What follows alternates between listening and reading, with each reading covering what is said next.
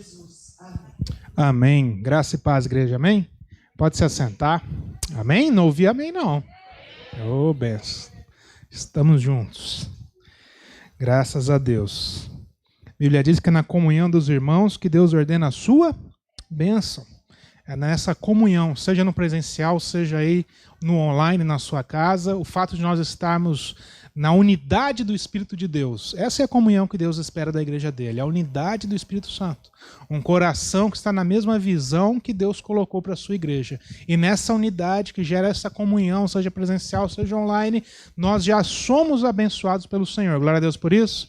Você, ao entrar aqui, ao acessar o link, você já estava abençoado pelo Senhor, você nem sabia. Deus já estava te abençoando, renovando suas forças, renovando seu coração, enchendo de alegria, de paz e derramando tudo aquilo que Ele já preparou para nós e nós ainda nem conhecemos.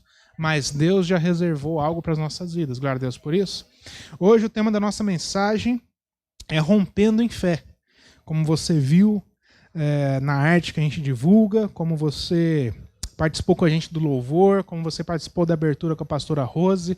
Hoje o tema da nossa mensagem é romper em fé. E antes de entrar no texto propriamente dito, quando a gente fala sobre fé, a gente tem falado muito sobre fé aqui na igreja. Deus tem ministrado muito aos nossos corações.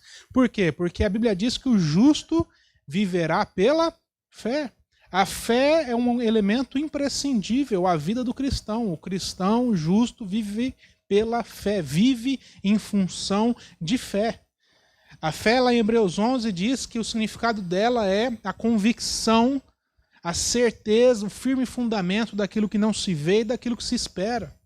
Se nós chamamos Deus de Pai, se nós nos referimos a Deus nas nossas orações, na nossa intimidade, e conseguimos chamá-lo de Pai, não apenas de Deus Criador, mas aquele que se revela como Pai a nós, é porque nós cremos no amor dele, nós cremos na graça de Cristo Jesus, nós cremos na redenção dos nossos pecados. Isso é fé, é crer, é ter a firme convicção de que nós não éramos merecedores, mas o amor de Deus nos encontrou, que nós não temos nada em nós que gere uma meritocracia capaz de convencer a Deus de que Ele deve nos salvar, mas apesar disso Ele olha para nós e com olhos de amor e de graça nos salva, nos livra do mal, nos livra da morte, nos livra de sermos escravos do pecado e nos traz para uma nova vida, a fim de que nós sejamos chamados de novas criaturas, pessoas que agora vivem na vontade de Deus que é boa, perfeita e agradável. Para isso é necessário ter fé.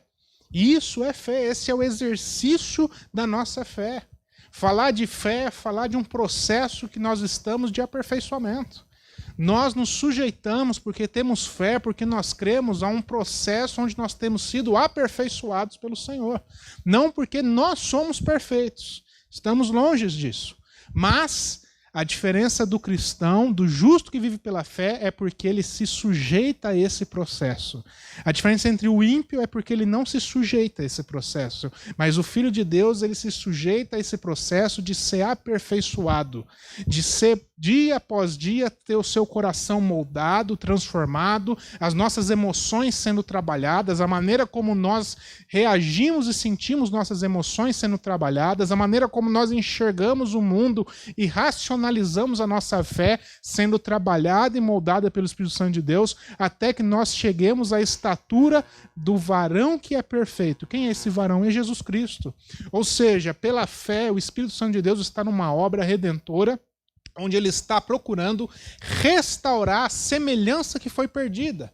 A Bíblia diz que nós somos criados à imagem e à semelhança de Deus, mas essa semelhança foi perdida em função do pecado que entrou no mundo. E essa obra que Cristo faz na sua igreja, a Bíblia diz que aquele que começou a boa obra é fiel para completá-la até o fim. Que obra é essa? É esse processo que nós estamos passando, em que Deus tem lapidado os nossos corações, tem pegado a sua igreja, cuidado dela, protegido, aperfeiçoado ela dia após dia, até que nós chegamos a essa estatura, até que a semelhança com o Senhor possa ser dia após dia trabalhada. Glória a Deus por isso. Então nós estamos nesse processo de amadurecimento da fé. Dia após dia, o Espírito Santo de Deus ensina a sua igreja, ensina as nossas vidas como ter uma fé mais madura, uma fé menos infantilizada, uma fé que não seja pequena. Jesus chama os seus discípulos certa vez e ele censura os seus discípulos. Ele diz assim: homens de pequena fé.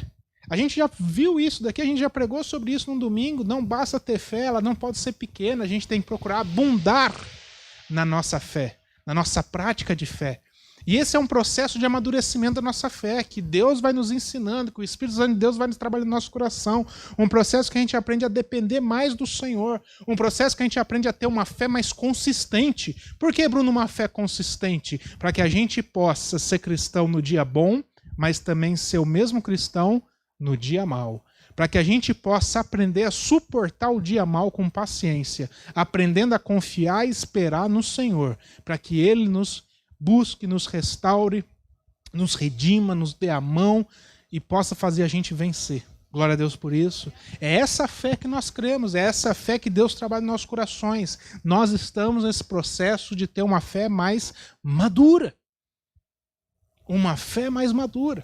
E quando a gente fala romper em fé, romper vem justamente nessa perspectiva de que tem barreiras, muitas vezes, que se levantam contra nós. A pastora Rosa abriu o culto falando do Mar Vermelho.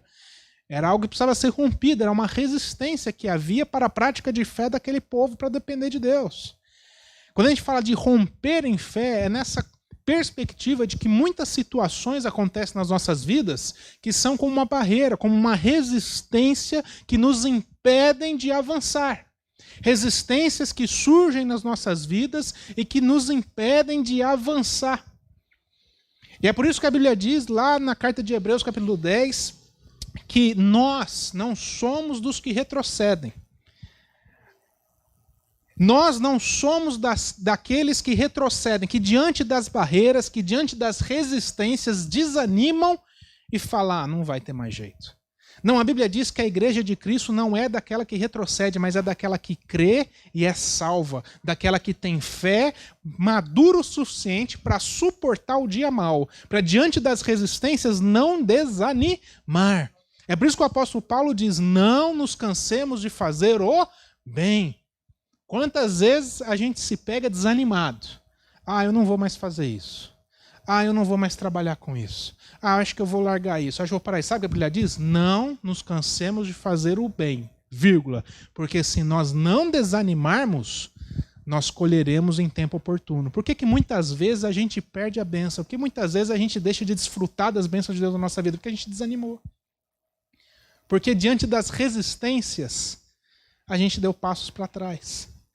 Porque diante das barreiras, a nossa fé não foi madura o suficiente para romper em fé. Quem está entendendo isso daqui? Falar sobre romper em fé, eu lembro de uma embarcação. Imagina uma embarcação que está no mar aberto, navegando naquelas águas. E aí você imagina aquele vento forte que se levantou. Ou a pastora Rosa lembrou aqui no começo do culto ontem, que deixou as nossas casas assim num brilho muito bonito, né? Assim, ninguém precisou limpar de novo, né? E aquele ventaval, eu estava em casa à tarde, lá eu estava trabalhando, e eu mandei mensagem, falei, amor do céu, deu uma rajada de vento aqui. Eu estava falando pro Gil antes do culto, entrou terra na minha boca. A hora que eu fui fechar a sacada de casa, eu não sei o que eu estava com a boca aberta, terra na minha boca. Eu falei, meu Deus do céu, uma rajada de vento. Né? Imagina uma embarcação no meio das águas, no mar aberto, e ela está saindo de um ponto e tem um destino para chegar, e de repente ela encontra uma resistência, ela encontra ventos contrários. A gente às vezes não consegue imaginar o poder disso, mas ventos contrários muito fortes têm um poder imenso, é uma resistência muito grande. Como é que essa embarcação consegue continuar no caminho dela e alcançar o objetivo? Muitas vezes ela liga o motor auxiliar para ter mais força, mais potência e conseguir romper essa barreira, romper essa resistência. E na vida do cristão, o que nos proporciona conseguir romper é a fé. Por isso que é romper em fé. Por isso que a música diz, rompendo em fé. A fé madura do cristão nos faz suportar no dia mau, nos faz não desanimar e nos faz perseverar e romper com as resistências que nós encontramos nas nossas vidas. Glória a Deus por isso. Entendemos isso daqui? Então quero te convidar a abrir sua Bíblia aqui, aí na sua casa, no livro de Gênesis, capítulo número 26. Nós vamos ler alguns versículos.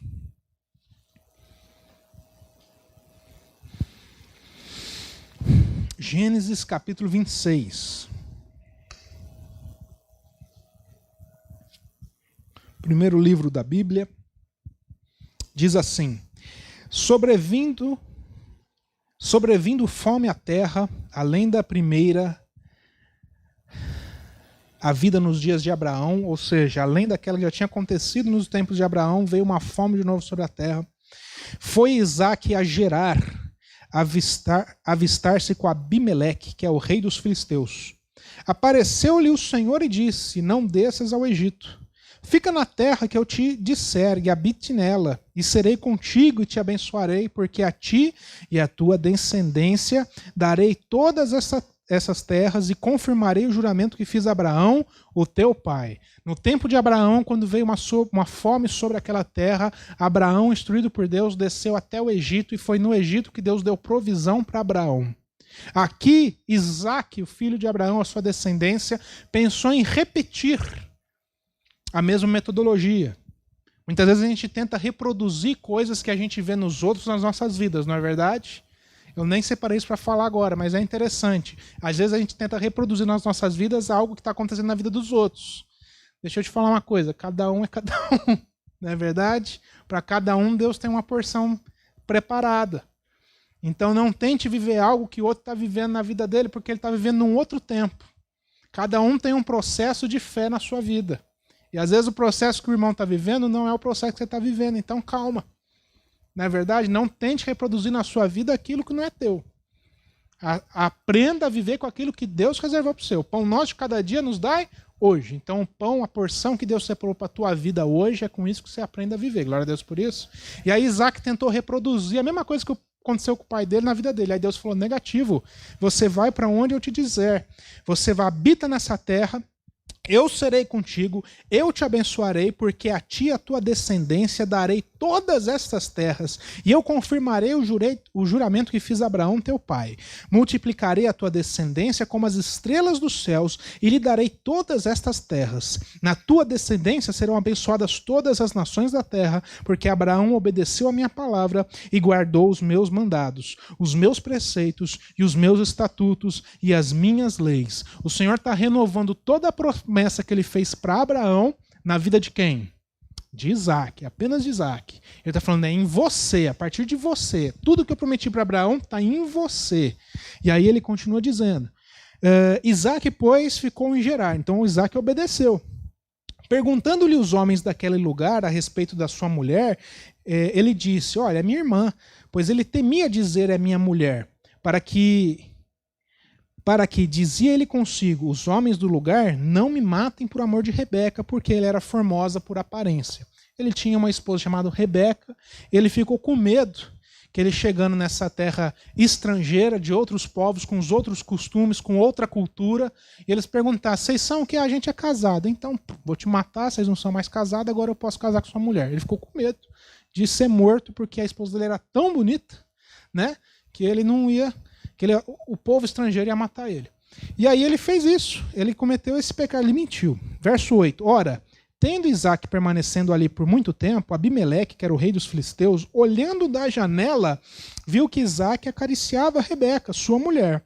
Então Abimeleque chamou a Isaque e lhe disse, é evidente que ela é tua esposa. Como, pois, disseste a minha irmã?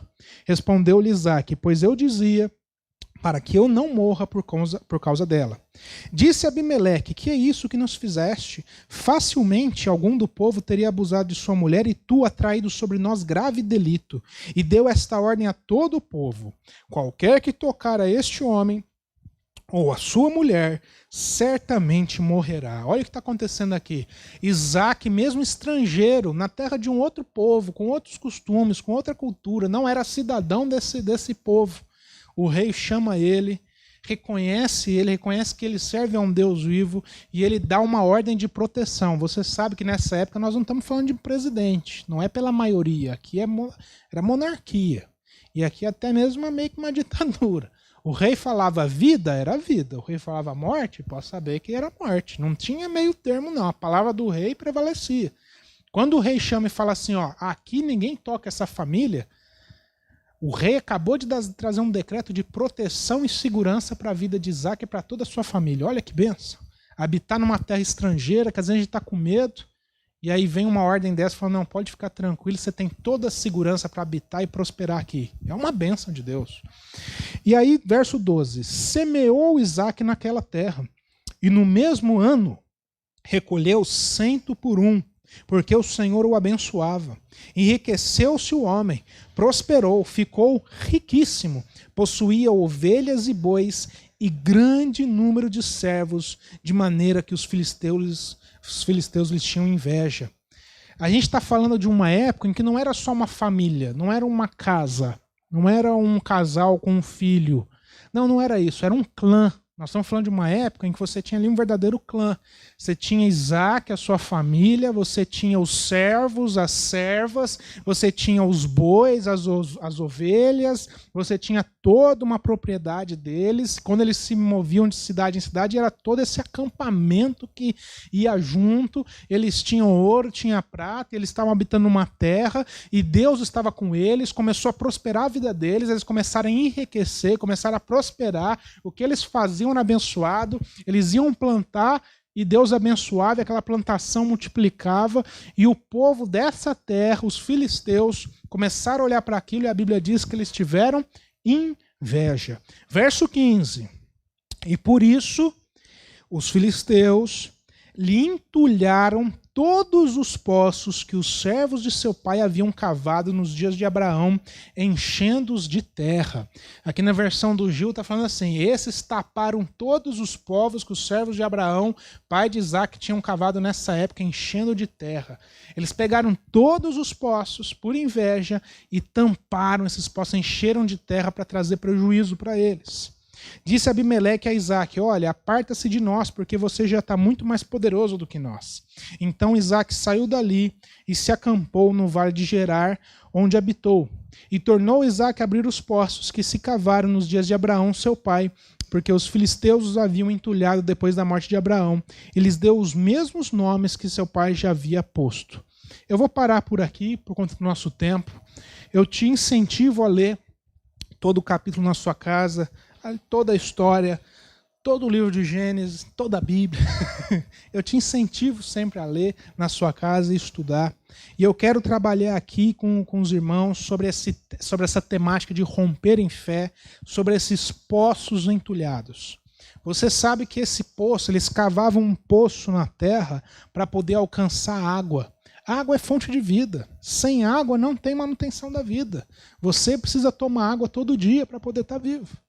Né? O corpo ele dá conta de ficar um tempo sem comer, mas sem beber água é um prazo muito menor, não é assim? Ele precisa de... A água é uma coisa muito vital. Se eu não me engano, são 3 dias, mas 70% do nosso corpo é água, não é isso? A água é vital, a água está dentro de nós, não tem como. Agora, eles cavavam vários poços, por quê? Você precisava de água para o consumo humano, né? Para beber água, para tomar um banho, no nome de Jesus, que ninguém merece ficar sujo. Você precisava de água para dessedentação animal, que é com os cuidados com os bois, com as ovelhas, cuidar deles, dar água para eles, limpar, fazer todo o trabalho com eles. Você precisa de água para irrigação, não é verdade? Você vai plantar, você vai plantar ali uma horta, fazer uma plantação, né? Se fosse nossa região, Isaac naquela época ia ser tudo o quê? Soja, cana, né? Milho, não sei como é que era para lá. Você vai plantar, você precisa do quê? De água. Água é vida. Água é vida. E quando aquele povo, eles olharam para Isaac, e por inveja eles começaram a entulhar os poços, fechar aqueles poços com entulho, com terra. Eles estavam atentando contra a vida de Isaac. Eles estavam atentando contra a prosperidade de Isaac. Eles estavam colocando uma barreira, uma resistência diante de Isaac. Estamos entendendo isso daqui? E eu quero fazer um paralelo hoje, eu peço aos irmãos que agora prestem muita atenção, eu quero fazer um paralelo com a nossa vida espiritual de hoje. Que muitas vezes o nosso coração, aí na sua vida, no seu coração, você pode ter algum poço que hoje está entulhado. Você pode ter alguma área da sua vida que hoje você tem um poço dentro do seu coração que está cheio de entulho, cheio de terra. O lugar que era para ter vida, hoje está tampado, está fechado. Quem está entendendo isso daqui? E eu separei 3 situações de resistência, de barreira, que muitas vezes vêm contra as nossas vidas para tentar entulhar esses poços dos nossos corações, para tentar trazer essa resistência e prejudicar as nossas vidas. A primeira é o Covid. O Covid-19 entulhou muitos poços, não é verdade? O Covid-19, que já tem nos acometido há mais de um ano, nós estamos aí nessa pandemia, nesse estado de pandemia, ele foi responsável por entulhar muitos poços. Poços profissionais.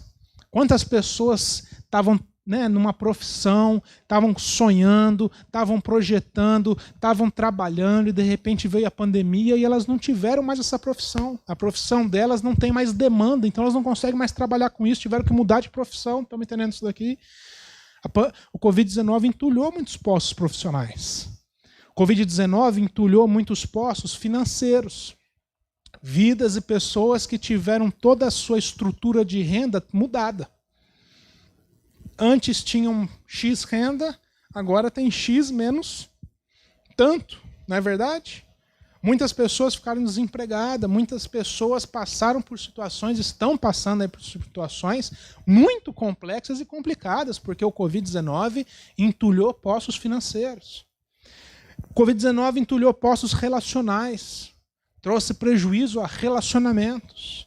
O isolamento social é necessário e deve ser obedecido.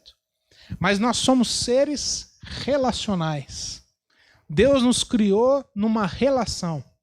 Depois de ter criado Adão e Eva, o que Deus fazia? Todo dia vinha e se relacionava com ele. Nós somos seres relacionais. Se relacionar está no nosso DNA. A gente não consegue explicar isso, mas está aqui, porque nós somos criados com essa essência relacional.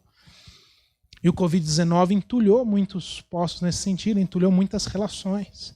O Covid-19 entulhou muitos postos emocionais. Não é verdade? Às vezes a gente vai conversar com um, com o outro, e as pessoas falam, eu não estou bem, eu não estou legal, ficar dentro de casa não está me fazendo bem. No meu grupo de trabalho lá, nós estamos ali dos servidores todos em casa. E aí a gente vai conversar às vezes, trocar uma ideia, e aí a gente escuta, olha, eu não estou bem, eu não estou legal, eu sei que não pode voltar, mas eu não estou bem, eu não estou legal. Você percebe que as emoções estão ali fora de lugar, estão descompensadas, estão num descompasso, né? O ritmo não está certo. E o Covid-19 entulhou muitos postos emocionais. O Covid-19 trouxe muito enlutamento para famílias. Né? Todos nós conhecemos alguém próximo, ou amigo, ou familiar, que Covid-19 acometeu e foi embora. Que Deus permitiu ele ser levado.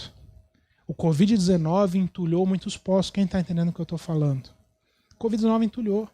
São resistências, são barreiras que às vezes acontecem na nossa vida, ventos contrários. E que muitas vezes, sem a gente perceber, no nosso coração, tem postos entulhados. Se não fosse suficiente, nós encontramos na nossa caminhada também pessoas. Pessoas que às vezes parecem estar do nosso lado, mas motivados por inveja, tentam entulhar os nossos poços. Não é verdade?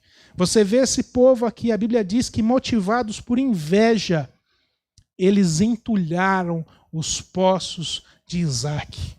Motivados por inveja, eles não precisavam fazer isso. Olha só que interessante. Os poços que Isaac utilizava não estava trazendo prejuízo para os outros. Vocês estão entendendo isso daqui?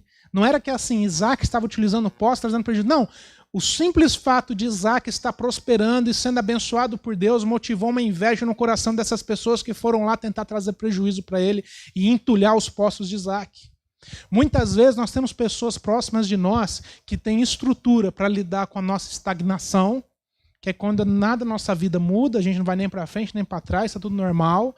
Tem estrutura para lidar com o nosso fracasso, quando a gente erra, quando a gente está ruim, mas não tem estrutura para lidar com o nosso sucesso. Não tem estrutura para lidar com a nossa prosperidade. Quem está entendendo o que eu estou falando? Muitas pessoas que olham para nós e começam a ter inveja e por conta disso tentam entulhar os nossos postos, tentam trazer prejuízo para as nossas vidas. Meu irmão, isso não é de hoje, isso não é novidade, isso já acontecia no tempo de Isaac.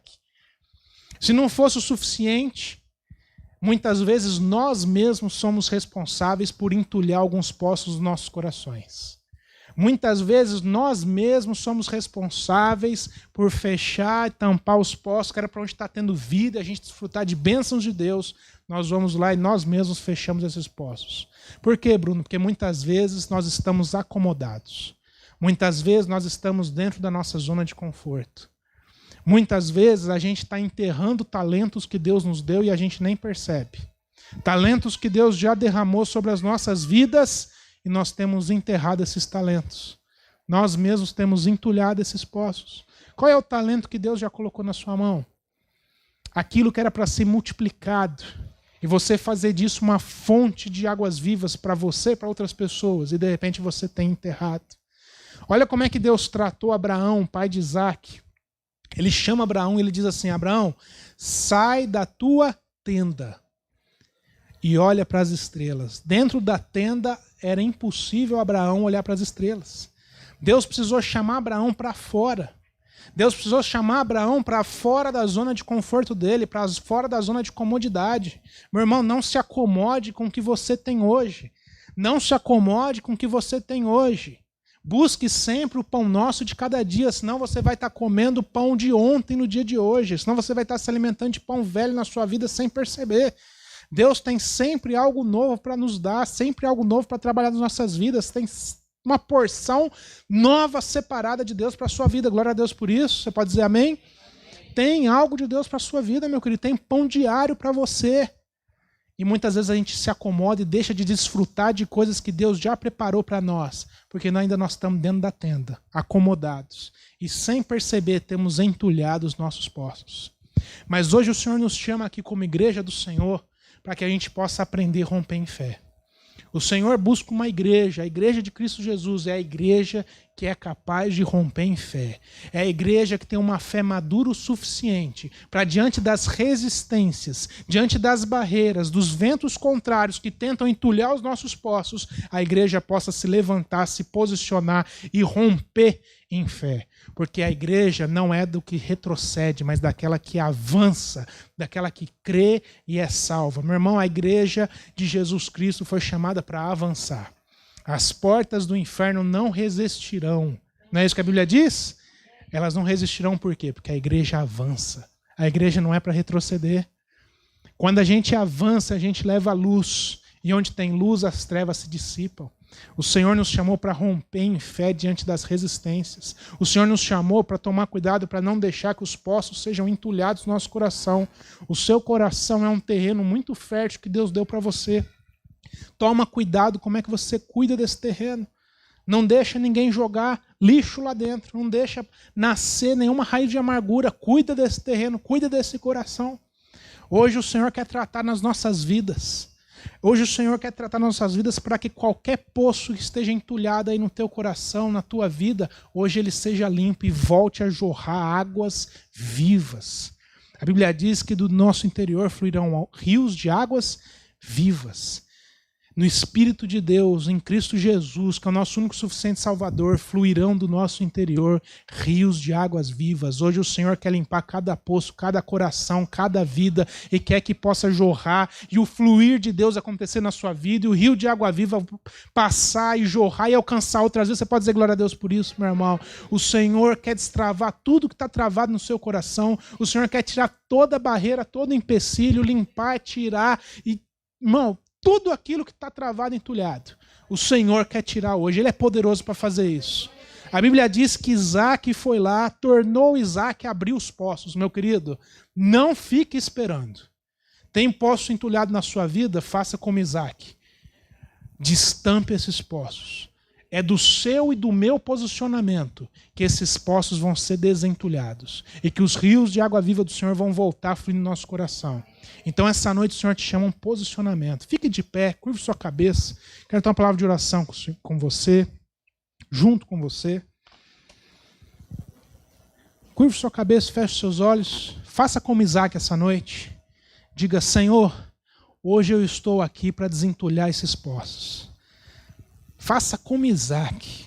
Coloque diante do Senhor cada poço, cada área da sua vida, no seu coração aí, que hoje está enfrentando resistência, que hoje está enfrentando barreiras, que hoje você vai romper em fé. Fala para o Senhor qual é a área da sua vida, qual é a mágoa que você carrega, qual é a dificuldade que você está enfrentando. Fala para o Senhor qual é a área da sua vida que está travada, Coloque isso diante do Senhor, porque hoje é dia de limpeza. Hoje é dia do Senhor limpar o teu coração. Hoje é dia dos poços serem limpos. E esses poços voltarem a ter o fluir de Deus na sua vida. Esses poços vão voltar a ter os rios de água viva do Senhor fluindo. E você vai transbordar dessa água. E você vai levar essa água para outras pessoas que vão ser impactadas pelo que Deus está fazendo na sua vida. Por aquilo que Deus já tem feito e ainda vai fazer na tua vida, na tua família. A tua história ainda não terminou. A tua história não terminou. Pode ser que um capítulo da tua vida possa ter terminado, mas a história ainda não terminou. E o Senhor tem muito mais para fazer na tua vida. O Senhor tem muito mais para transformar no teu coração. O Senhor tem muito mais para fazer por meio de você na vida de outras pessoas. Mas para isso hoje esses poços precisam ser limpos. Para isso hoje você, como Isaac, tem que se levantar e dizer: eu não aceito esses poços impuros. Senhor, como igreja do Senhor, nós queremos te agradecer. Nós queremos te agradecer, Pai, porque nós não somos filhos desamparados, filhos abandonados. Não, Pai, nós temos um Pai. Essa igreja tem uma cabeça, um noivo, um Cristo que é Jesus, que cuida de nós, que é em favor de nós, que não se esquece de nós, que não nos desampara. Seja qual for a dificuldade, seja qual for a resistência, no Senhor nós vamos conseguir romper em fé. No Senhor nós vamos conseguir ter forças suficientes para enfrentar e poder ver o agir de Deus. Senhor, a nossa história não terminou ainda. E nós cremos que o Senhor pode e vai fazer muitas coisas nas nossas vidas para que essa cidade seja impactada pelo teu agir, pelo teu poder, o poder do Evangelho. Deus, perdoa os nossos pecados. Perdoa, Pai, os nossos pecados. Perdoa a dureza do nosso coração. Mas Deus, hoje, acima de tudo, renove em nós a tua paz. Renove em nós a tua alegria. Renove em nós a certeza de que nós não estamos desamparados. O Senhor está cuidando de nós a cada momento. Deus, não nos deixa, Pai, cair no engano de que nós estamos sozinhos. Não, Senhor, destrava nos nossos corações tudo que está travado. Destrava nas nossas vidas tudo aquilo que está preso. Tudo aquilo que está impedindo de nós vermos o teu agir nas nossas vidas. No nome de Cristo Jesus, nós te pedimos que tudo isso seja limpo, destravado, e nós possamos desfrutar das bênçãos do Senhor e abençoar outras pessoas como igreja de Cristo que nós somos. Essa é a nossa oração em nome de Jesus. Quem concorda, diga amém. Vamos louvar o Senhor com esse hino.